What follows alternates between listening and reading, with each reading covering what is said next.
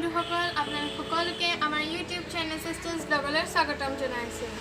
এই গছজোপাটো সবেই চিনিয়ে পাইছে হয়নে? এই গছজোপা হয় হালধিৰ গছ।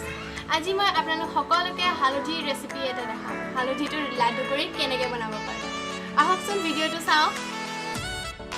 এই লাডুটো উত্তৰ ভাৰতৰ লোকৰ প্ৰধান লাডু। ঠাণ্ডা দিনত সকলোৰে ঘৰত বনায়। ইয়াৰ নাম পিন্নি। এই লাডুটো খাবলৈ খুবেই সুস্বাদু হয়।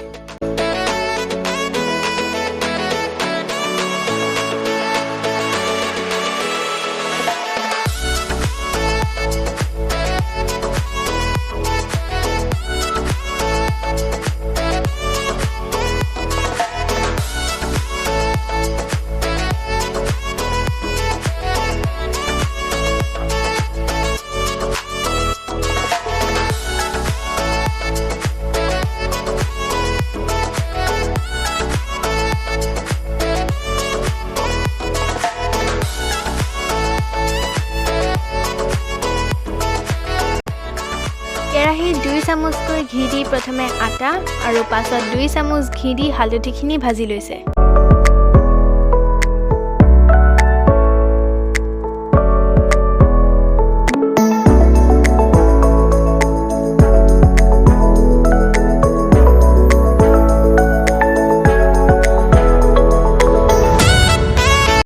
মছলা আৰু ড্ৰাই ফ্ৰুটছখিনি বেলেগে বেলেগে পিচি ল'ব লাগে।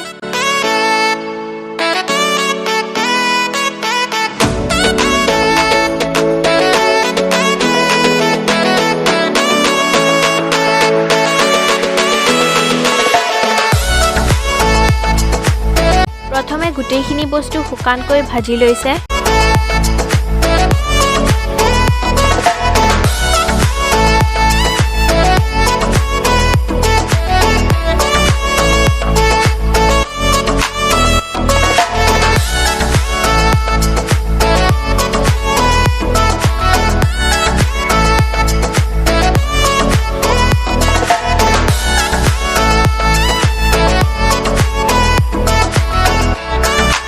বস্তুখিনি ভাজিবলৈ কমেও 20 মিনিট সময় লাগিছে। ভজাৰ পিছত গোটেইখিনি বস্তু মিহলাই লাডু বনাব। ঠাণ্ডা দিন যিহেতু আমাৰ আইতাও আছে, গতিকে এই লাডু বিশেষ উপকাৰী।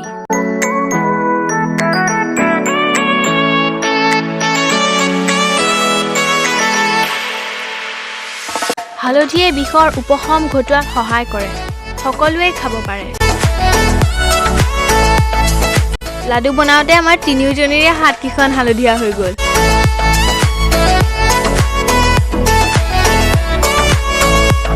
আইতাৰ লগত আমিও খাবলৈ পাম।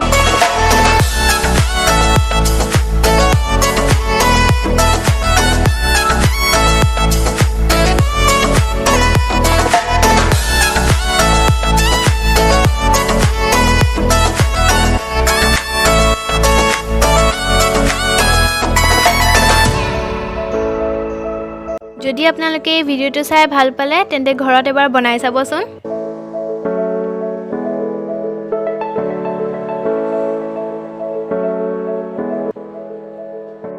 ধন্যবাদ।